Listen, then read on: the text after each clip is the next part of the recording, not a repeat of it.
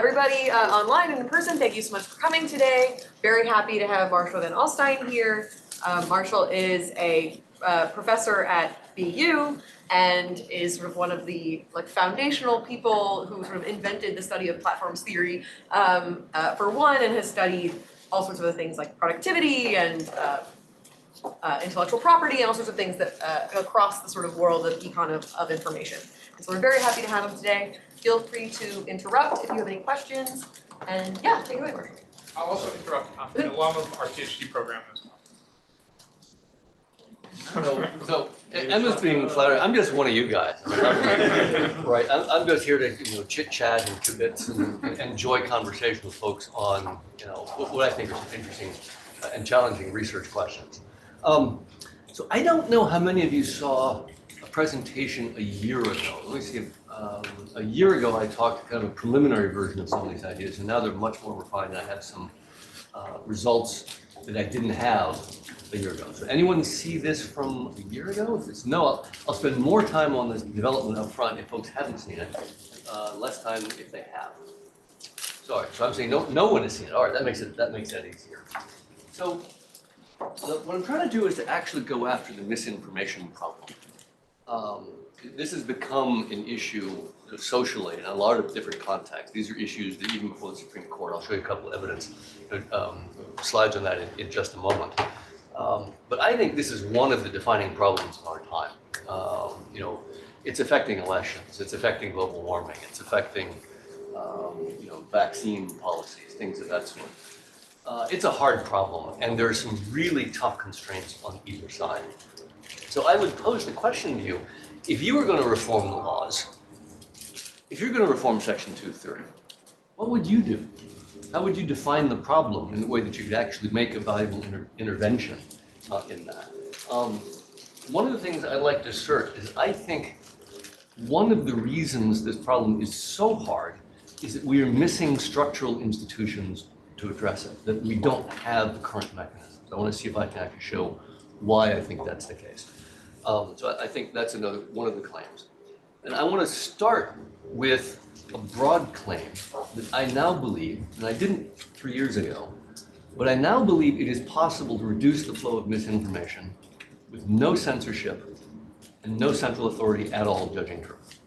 And I think that's a hard thing that we can do, but I now think that it's actually possible. So let me invite comments, questions at any point. I think this is much more interesting and more fun if it's engaging. My ideas will get better if you poke holes in them. So please, by all means, jump. I know Michael will do this. He's a wonderful kibitzer, one of my favorite sparring partners. I prefer the word collaborator to kibitzer. I've authored articles with Michael. So I've authored articles with Michael. So just to put some background on it, in January of this year, the World Economic put out a report on what it thought the greatest risks across the planet were, and it enumerated in top 10. Of those top 10, misinformation was the most important in the next 2 years, beating out global warming. Interestingly enough, social polarization was number 3 on that same list for the next couple of years. They have other things. I think by year 10, global warming overtakes misinformation. Hopefully they'll use our research, I don't know. But they say but that's the top of it.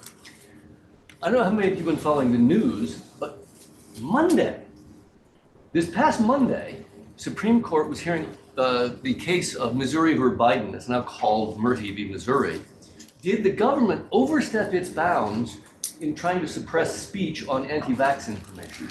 Because they were jawboning Facebook and Twitter and others to suppress anti-vax information on that. Did they overstep their bounds on that? There's also 2 really big cases that were held 2 weeks ago. So this is incredibly recent stuff. Net Choice v. Paxton, which is a Texas case, and Moody v. Net Choice, which is a Florida case. In effect, these states are trying to get the social media companies treated like common carrier platforms. The idea in the Texas case is you can't engage in viewpoint discrimination in there at all.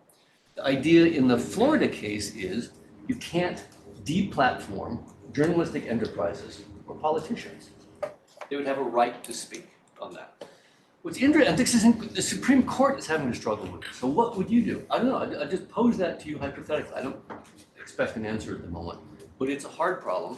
And to give you how hard it is, the appellate courts ruled differently in the Texas and Florida cases. They came to the opposite conclusion.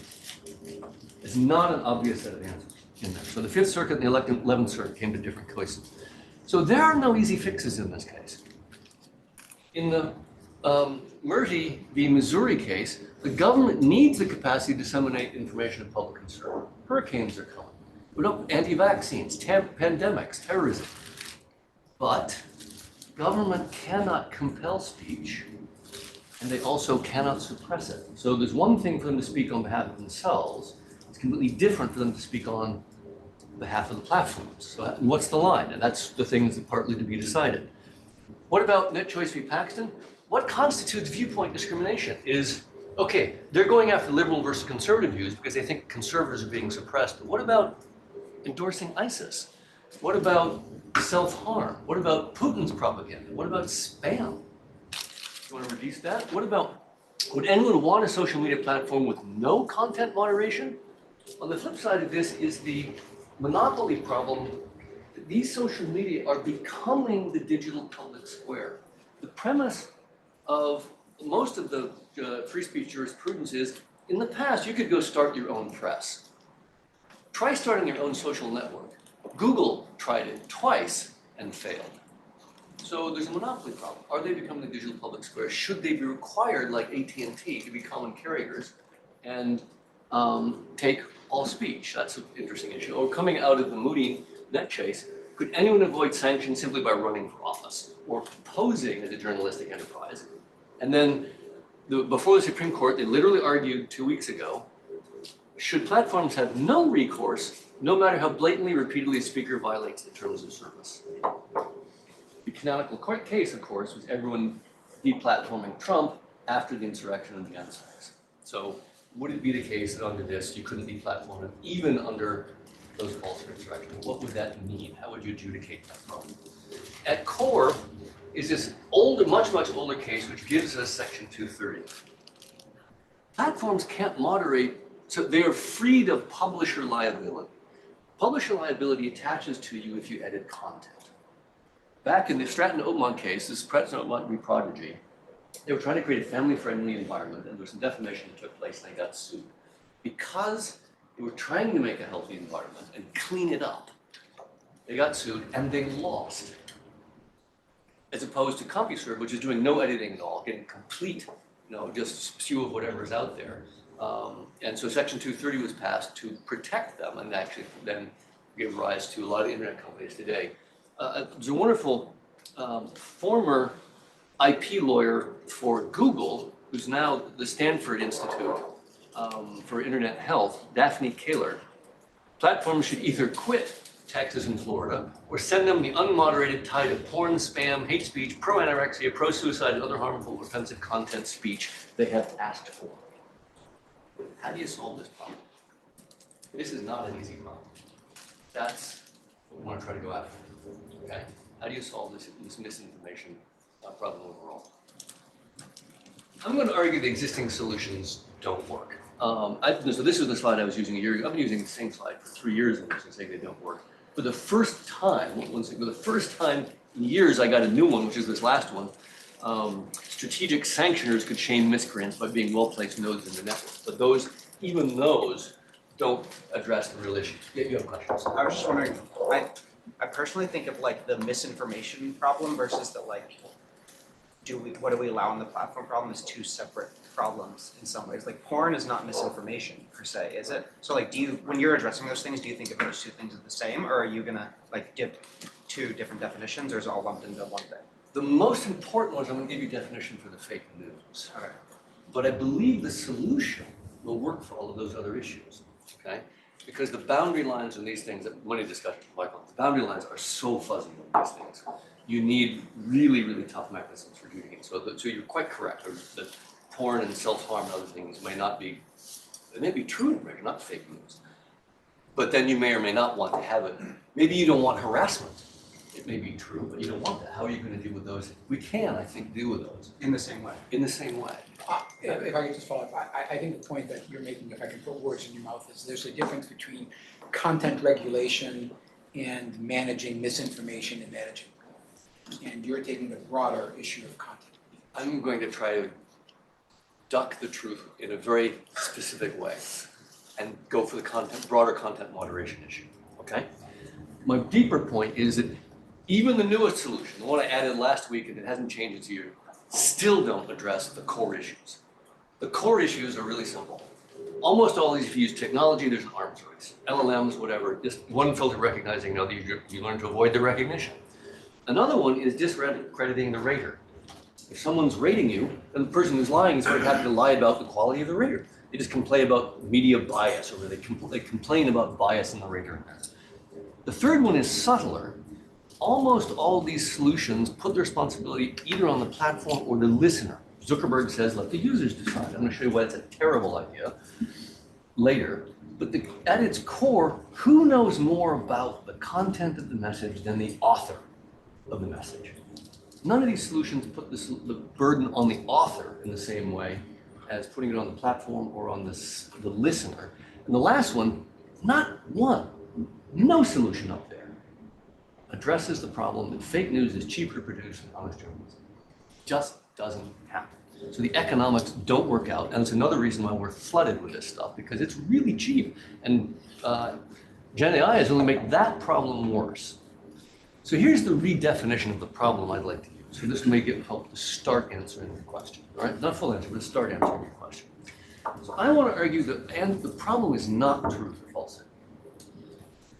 It's different. Why? I want to say there's plenty of false news that just doesn't matter. Pluto, an asteroid or planet, an asteroid or planet, scientists couldn't make up their minds for a while, and it's not going to affect any of your lives if it's one way or the other.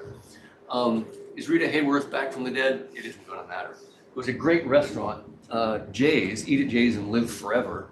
Clearly, they didn't survive COVID, so that didn't work. And if you don't believe fake news, it clearly can't be a problem. So a lot of fake news doesn't matter. Also, irony, parody.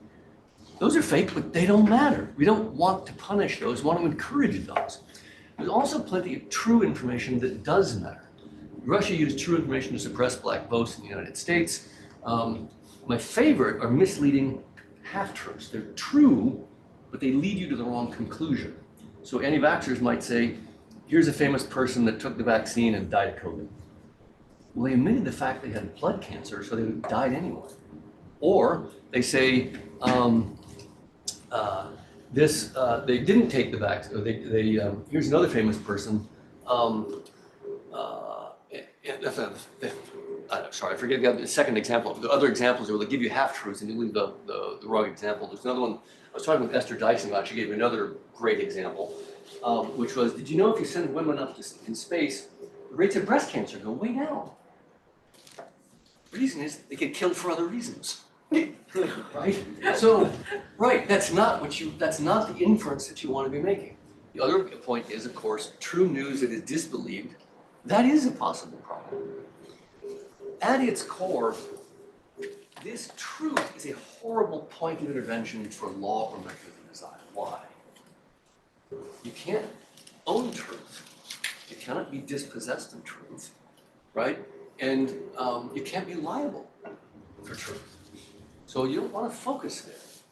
I'm going to assert that the real problem is one of decision errors and externalities. And externalities is the thing that's mostly been missing from the discussion in there. So are we losing herd immunity off platform? Are we making the wrong decisions on global warming because of externalities? Are we making the wrong decisions on insurrections in the United States or Brazil or other locations or India because of misinformation? You can be liable for decision errors and you can be liable for externalities in here. Okay, so that's a better point of intervention. So here's my view of the problem. Externalities cause market failures. Market failures require intervention. Government intervention in speech is forbidden by the First Amendment. That is why this is a paradox.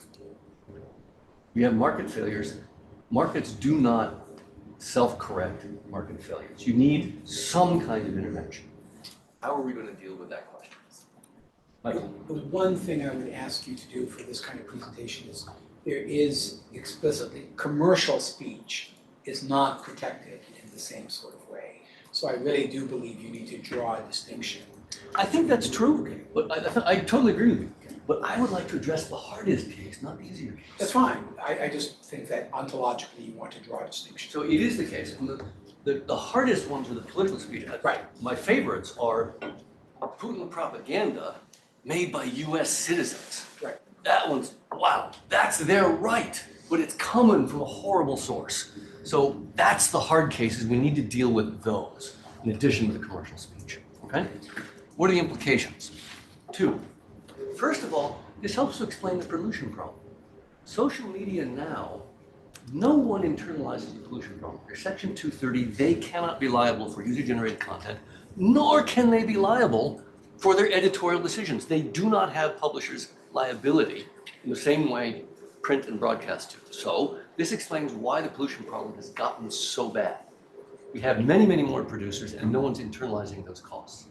The second thing is there's too little correction. Attempts by courts to turn the problem over to the marketplace of ideas cannot work. Markets do not self-correct market failures. So we're stuck. Extra pollution, no current means solution. Okay? Here's where economics has something interesting to say. We know two ways to correct externality problems. And to my knowledge, there are only two ways. These are the solutions of Arthur Pigou and the solutions of Ronald Coase. Now, I'm going to quickly speed through some of the solutions of Arthur Pigou because there's one idea I want to borrow from that. The problem with Pigou's solutions is that they're centralized. They use the government. And that's what we can't do. Now, what I want to do is I want to modify his ideas in little ways that we might be able to use some of them, even though government can't. And then I want to come to what I think are some of the deeper ways that are the harder answers to the problem. So if you tried the Pigovian approach, here's another Nobel Prize winner that tried to go, okay, tax ads on there. One of the things that that would do is it would actually get them to reduce a little bit of the pollution. It might flip the social media companies over to subscription models where there'd be less monitoring or things of that sort. And you could set it up to favor startups over big companies and things of that sort. The problem with taxing ads is it's not directly proportional to the damage in this case, precisely because it avoids the content question in there. You could have, precisely because it doesn't attack the content question. You could have a completely horrible business model, paying subscription and have no intervention at all. Meanwhile, you've got a completely clean one paying high rates on it. So it doesn't actually address the problem directly in there. There's also the scale problem in there. How do you police 500 million messages daily? The thing I want to borrow from Pigou is once you see it as a pollution problem, there's actually really dirt simple solution to that piece. And I'm going to borrow that piece for later. So that piece would be, instead, use statistical sampling. It's a pollution problem. This means hold the platforms to a flow rate of pollution, not to every single message, the same way you have for publisher liability. So if you're a TV or radio station and you lie about a politician, you are liable for defamation. You can't catch 500 million messages a day. So what you do, you take a statistical sample. By the central limit theorem, any level of confidence you want, you just take a bigger sample on this. Think about it. Does a doctor check your cholesterol by taking all your blood or taking a sample? Right? They have to take a sample on it. So we're not going to hold a factor to every molecule of pollutant that comes out of the effluent. You hold them to a flow rate, and that's what we would do in this case. And you can even make it progressive, so pollution for flow rate for Facebook might be a lower pollution rate than for a startup. So you can even get that to work. This can simply become a social dial, different weights on false positives, different false negatives. You could even address differences in Asian versus European versus Sharia law, depending on what you consider pollution to be. So the flow rate, yeah, Emma. Who is the central planner here? Is it like This the is still government. platform? This Or is this still is the government. government is saying, This is still like the government is mandating the platform do this thing. So they're not saying you can't have, So you know, we're gonna tell you Perfectly which good tweets to question. take down, but they'll say, we're gonna see how many of your tweets have misinformation and it has to be below some threshold? great question. Now, as you know, Pigovian solutions are centralized, so somebody has to set the tax rates in this. So two answers to that question. The norm would be for it to be government under First Amendment US. Can't really do that. Another way to insert a layer would be to do something called meta-governments. That is, government will come down hard unless the industry self-regulates. So if there are other cases, so there's self-regulation in horror and slasher films and porn, there's self-regulation in some smoking and some other things in there. So you could use industry consortium and say, okay, unless the industry self-regulates and starts to define the pollution levels in this, we will come down hard, which would push them. So that's a meta-government. So the government isn't telling them how to do it or what to do. They're saying, you need to do it, or otherwise there will be consequences. So that would be a way, an intermediate mechanism. But again, I'm going to try to not use the Pigovian mechanism precisely because they're centralized. Okay? All right.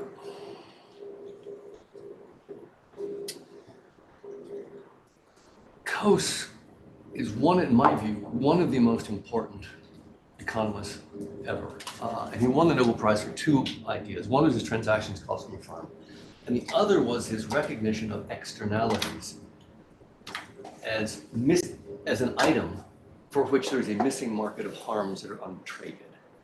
In the original context, it was something like radio spectrum. So one radio broadcaster might be trying to reach a town with another one, and each one would increase their signal, just creating noise affecting the other. And his brilliant insight, of course, is, well, you create property rights in the externality, then it can be traded by the marketplace. In that case, you buy radio spectrum and it goes to the highest cost use purpose, and it's very efficient. Government doesn't set the prices. It only establishes the property rights from which the market then solves the problem. Our modern version of that, carbon trading for CO2.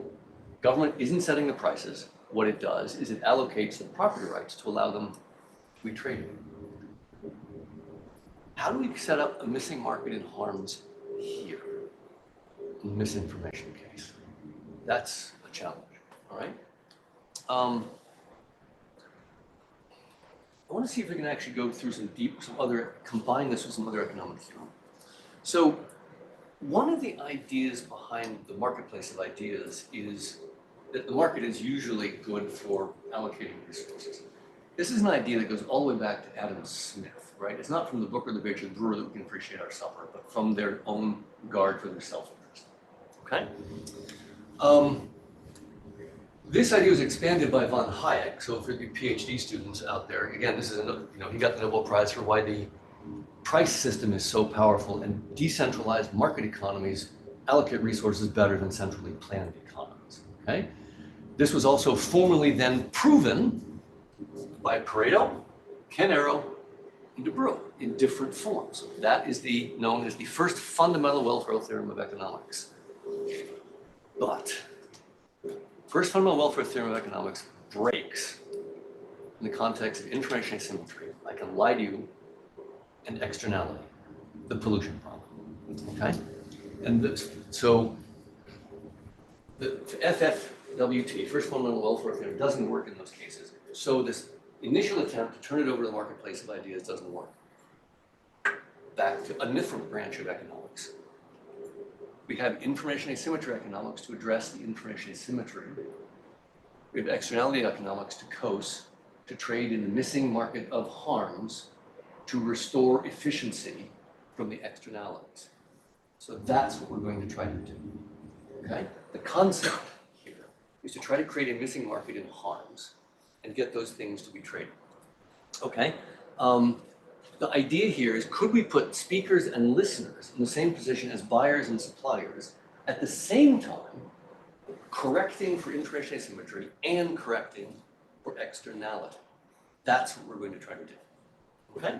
The market might be able to curb misinformation with no censorship and no central authority if we could do that. In the same way that a market economy works better than a socially planned economy. Think of it. Censorship is a quota on speech, a central authority saying you can't do X. What I want to do is to move to a different form of pollution problem rather than setting quotas. That's what we're trying to do. Okay?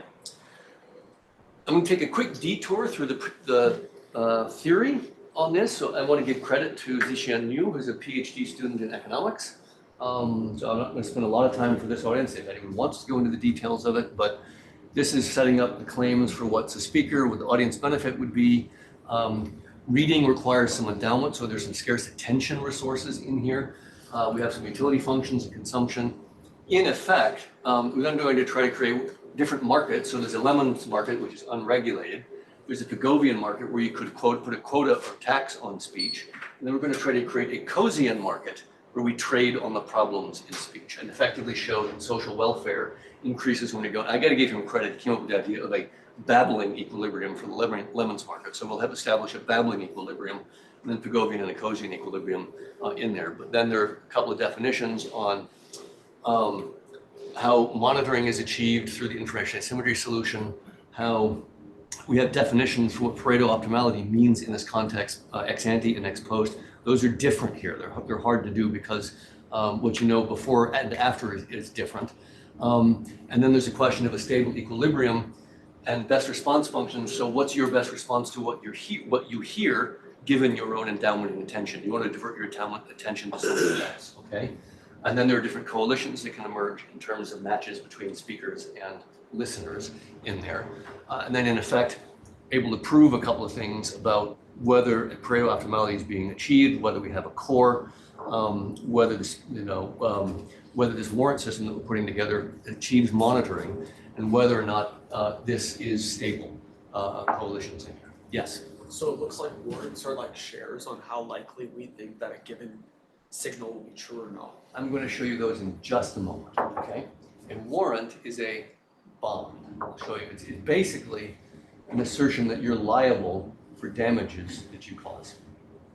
That's what it's going to be, okay?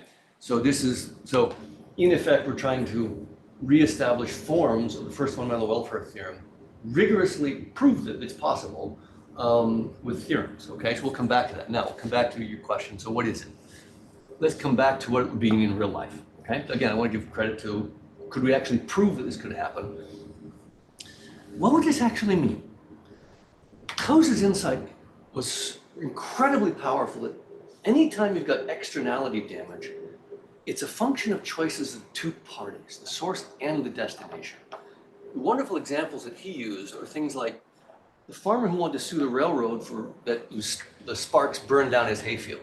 The problem was the farmer had stacked his hay bales next to the railroad tracks, so who's at fault?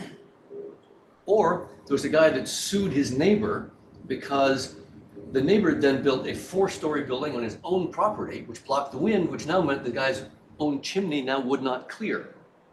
Well, he's the one that's causing the smoke. So he's smoking himself out. Who's the cause, who's the source, and who's the destination here? We've got speakers and listeners in this marketplace. So what I want to do is I want to expand listeners' rights to make it possible for you as a listener to be free of pollution. How would this work? Suppose that you're on Facebook, TikTok, Twitter, X.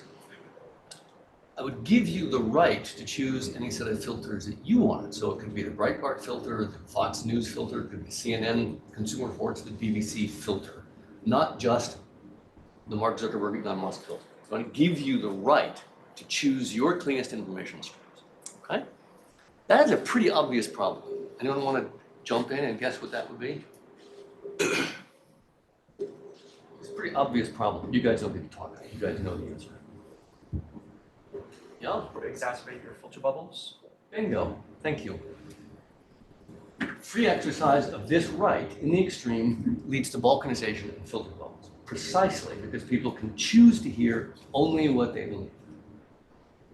Now, in your pursuit of what you believe is a cleaner information stream, you could cause these other kinds of problems. Okay. What I also want to do is I want to give you a speaker's right to be heard. Imagine that something else that someone else is doing is causing damage, and they could simply shut you off. That would be a problem. So we need a speaker's right to be heard. Interestingly enough, the free exercise of this right also has its own attendant problems.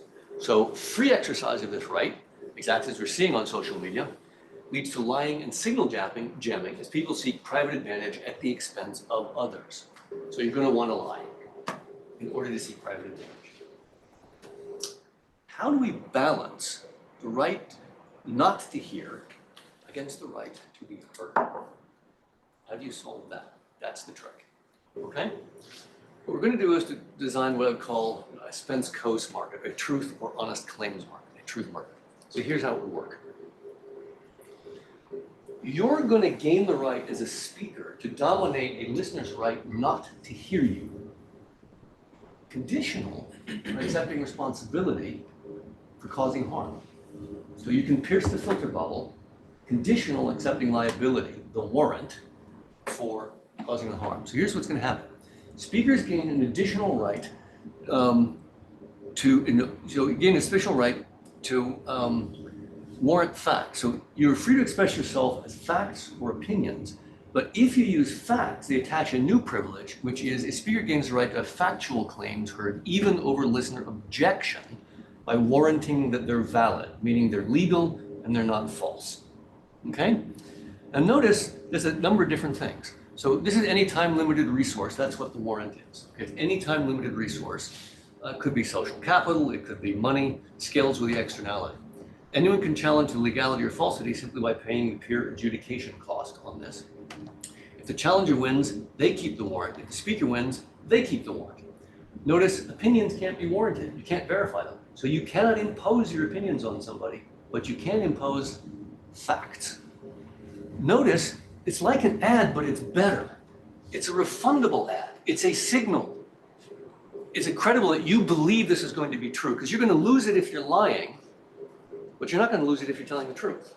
So this becomes the information asymmetry signal that you believe you're telling the truth, and it puts the burden on the author. Quick point. Notice it's a speaker entitlement. It's a new entitlement. You have the right to have true claims heard, subject to liability if you're wrong. And it's a listener right to be free of false claims, subject to liability protection. That's the sense in which this is a Coasean system property rights. That is how this is defined. So I now see two questions. I think you had one first. Small clarification, the materially false, does that just include the half-truths being false also? So it would probably have to be misleadingly false. And we would probably use the same levels we already use in the current system. So for example, in any court case, you need preponderance of evidence, that's the lowest standard, clear and convincing, which is evidence is overwhelming, and beyond a reasonable doubt, which is you've taken all the hypotheses and ruled out all of them except this one. So you could warrant to different levels of standard based on existing bases.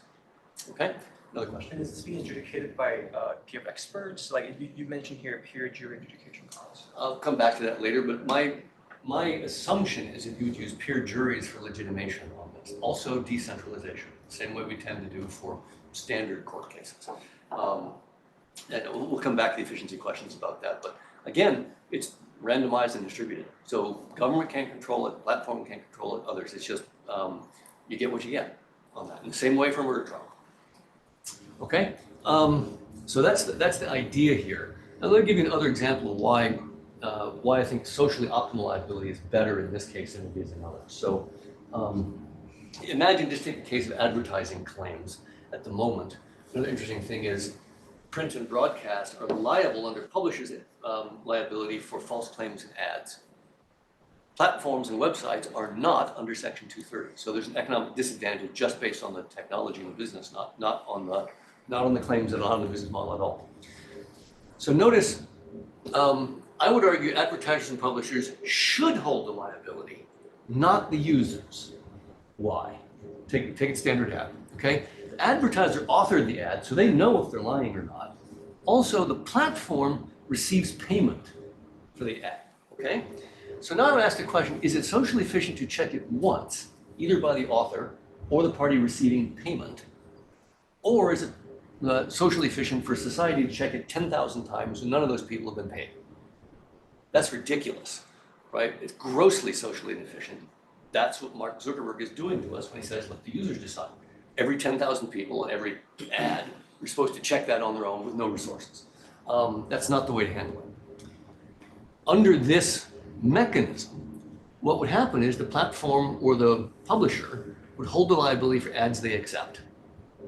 Editorial policy leaves them free to accept any ad they want. If you are Fox News and you don't want to carry the ad from Tom Steyer Trump did these things and should be impeached.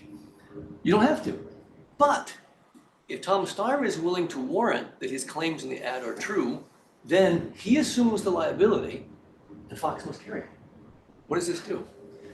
It shifts the liability. So it's fair across all media. It doesn't matter if you are platform or if you are a broadcaster or if you're print. It's technology independent. The economics are the same. It's socially efficient. Party bears the cost, the author or the publisher. Where is it? They maintain editorial discretion whenever they hold the liability. But if an advertiser wants to reach any audience they want, even over the editorial policy of the journalist in this case, they just have to assume liability, publisher's liability in this case, right? So truth should go up and polarization should go down in this case, because you can now reach a countervailing audience just by warranting that your claims are true in this, okay? Now, let's get to some facts.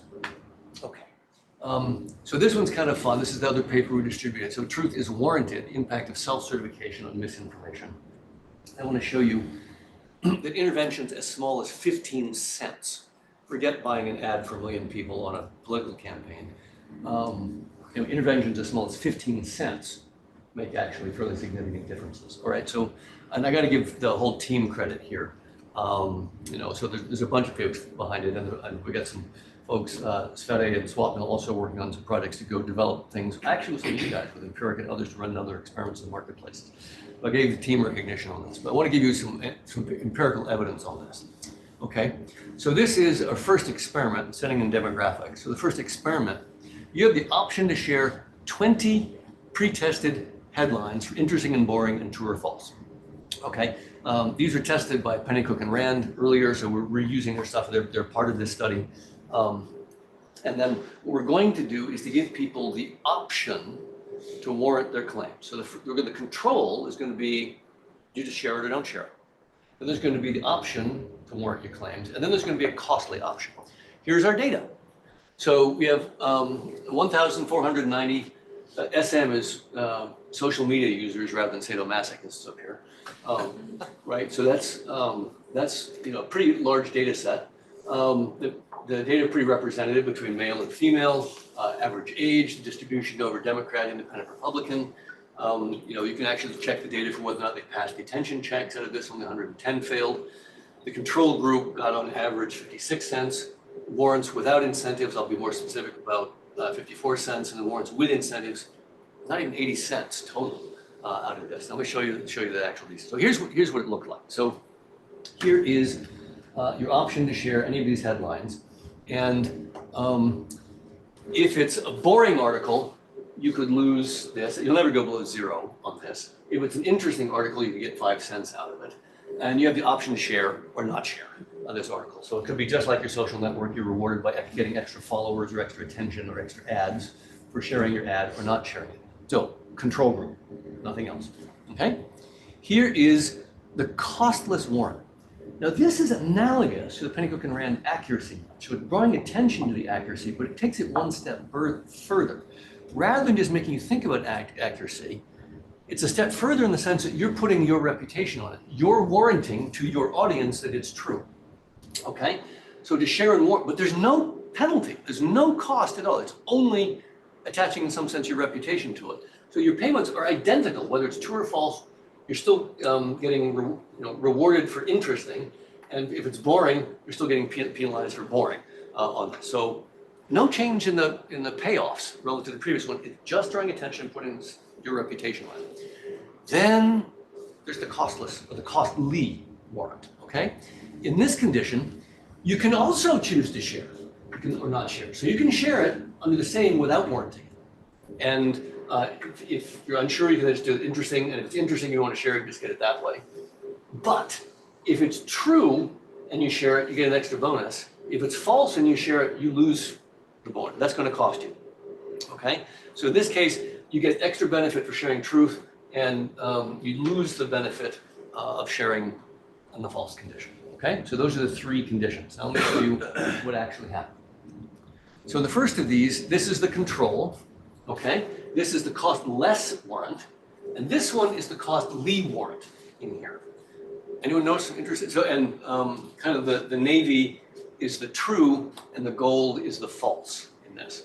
The first thing we'll notice is kind of fun. Just like, Aral and others, it was kind of fun. More false information is shared than true in the baseline condition, right? So that was kind of interesting. So folks sharing uninterestingness are sharing more false information than true. So that's the baseline control condition. The next one, the cost less warrant, is kind of fun because we get some added benefit over perhaps the accuracy nudge in that we do get a significant boost in the sharing of truth in this. So it's statistically significant and it's economically significant and it's statistically significant. So that's kind of interesting. One fascinating element in the cost less warrant, there's no difference whatsoever in sharing falsity. So they're just as likely to share false information in that condition. Now go to the cost-lee warrant when you're actually going to do better or worse if you're sharing truth or not. In this case, it is even more significant sharing of truth, and we also get a reduction in falsity in the marketplace by just changing that. So the costly warrant in this case, even at the level of 5 to 15 cents, makes a big and significant difference in the increase in truth sharing, decrease in falsity sharing. Okay? So that's on the source side of the interaction. How does this affect recipients? That's experiment 2. Okay? So in experiment 2, we take much the same ads here, much the same stories, but now recipients are asked to rate the accuracy of the story that they receive, but the intervention is to label it. So one has no label, and again, here's the distribution. So again, we've got 2,000 participants in this one, 48,000 responses. The age is comparable previously, and we also have a nice distribution, almost identical between men and women. I mean, that's almost too close in there. And then there's the non-binary other 2 out of 1,000. And party affiliations are pretty representative. Democratic and Republican are pretty representative. I will say we had to relax the constraints on older Republicans in order to complete the number of data in there. They weren't as many on prolific in there, but and also slightly more number failed the attention check on this one. So that was interesting. But what are the results on this? Okay. So and here's how it looks, by the way. So this is this kind of story you would say if it's completely unlabeled. So this is true in the sharing, costly, and costless warrant condition. So that's unlabeled. This one across it would let you know that it was shared. So someone else shared this. You don't know the terms under which, but you know that it was popular. So other people shared this one. And this last one, under the costly and costless warrant conditions, and there are 2, folks are informed that the costless didn't have any effect in terms of monetary payment, and that the costly did have an effect. So the recipients did know that.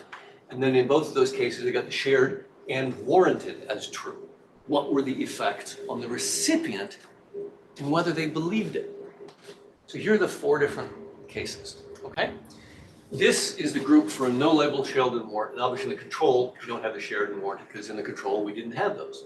This one is the category for no label, shared, and warranted. So this is just the sharing condition. It never got warrants over here.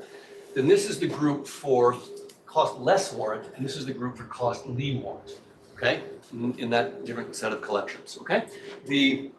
Now again, because it's a Likert scale, ambiguity is at 4, so closer to 1 is false and closer to 7 is true. Unsurprisingly, the gold is false and the navy is true in there. So what do we take out of this one? Okay, one fascinating thing is absolutely no effect of the sharing label across all of the different conditions. So if folks learned that it had been shared, it didn't affect their opinion of whether it was accurate or not accurate. So simply sharing it had no effect on the recipients. Another thing is there was a surprisingly significant element of the cost less warrant. Even though you got no benefit out of it, folks were more willing to believe it if the sharer was willing to state that claim on top of it. So that did increase their belief.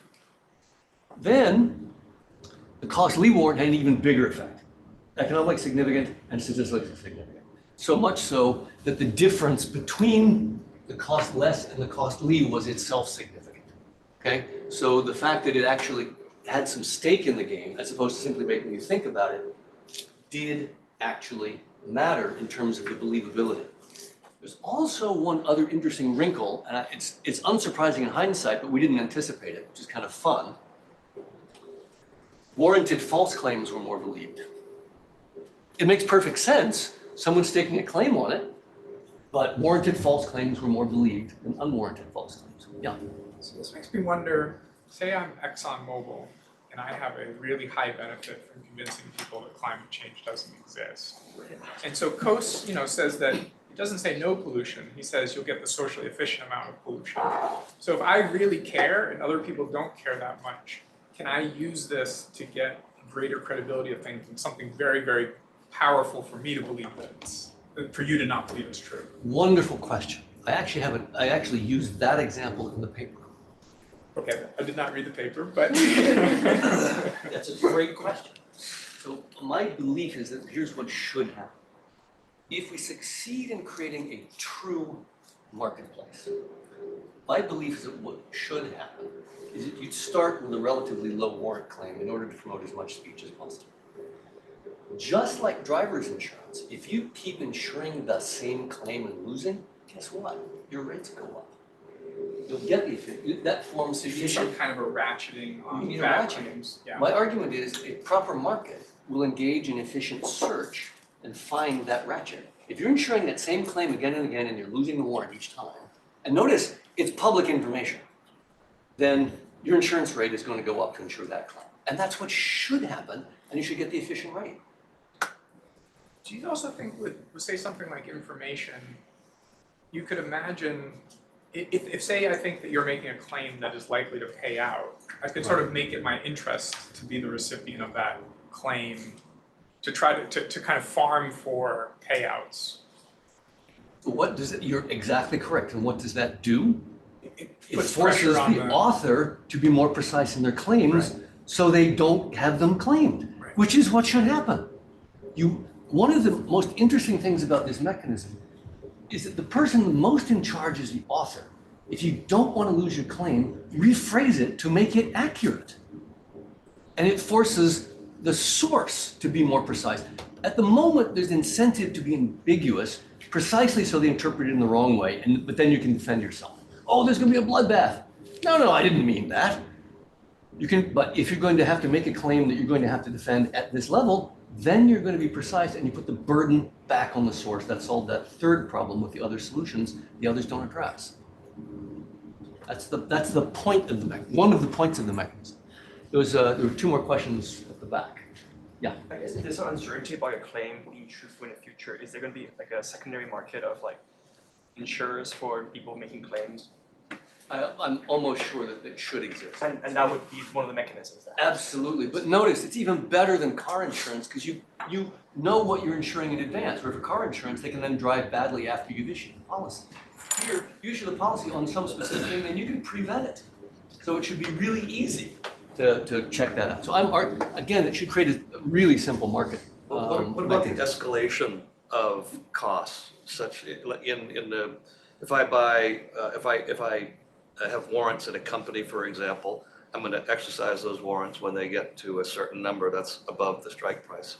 Is there a mechanism for accelerating the cost of warrants in your scenario? At present, no. At present, no.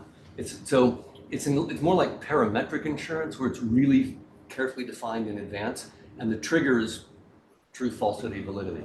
And you don't even have to assess harm, it's just a trigger. So there isn't a mechanism for that. If you want to design something more complicated to make an even more liquid market, hallelujah. One of the reasons I'm here is to get better ideas to make, if this has holes in it, patch them and go make a killing on creating a new market. Yeah. If I tweet something false, let's say for $1, and then a lot of people, it goes viral, then the potential harms go up. Should the bond also go up with that? Or? Notice what this does. Like Coase, the size of the warrant should be proportional to the externality. If you listen to what happens in Silicon Valley at the moment, there's this wonderful phrase, you have a right to speech, you don't have a right to reach. Coast will give it to you. You want to reach bigger people? Post a bigger bond. It's just bigger to the externality. You could yell fire in a crowded theater, but you're responsible for the damage. It gives you the right to reach a bigger audience. You just have to make it proportional to the externality. And that's what should happen. Let's illustrate this with a real life case. How many of you have heard the Hunter Biden laptop story? Okay. I mean, it's kind of a fun political, it was just before the last presidential election. And so the history of it is a man representing himself as Hunter Biden shows up at a computer repair store with 3 water-damaged laptops, which he never comes back to reclaim. Mac Isaac, who's the computer repairman, happens to be a Trump supporter, and also happens to be legally blind, so he can't identify whoever it is that dropped it off, okay? Because the guy never picks it up, it becomes his property. He finds incriminating emails, drug use, and self-pornography for Hunter Biden. He gets this to the New York Post, which then releases a story about prior to the election. Twitter and Facebook suppress it as a Russian disinformation campaign. Then Elon Musk buys Twitter and releases it as evidence of suppression of conservative voices. That's the story. That's what's happened, okay?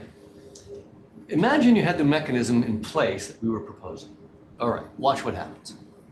Let us suppose in the first case, New York Post, Rudy Giuliani, or Bannon, they choose not to warrant the validity of their claims, okay?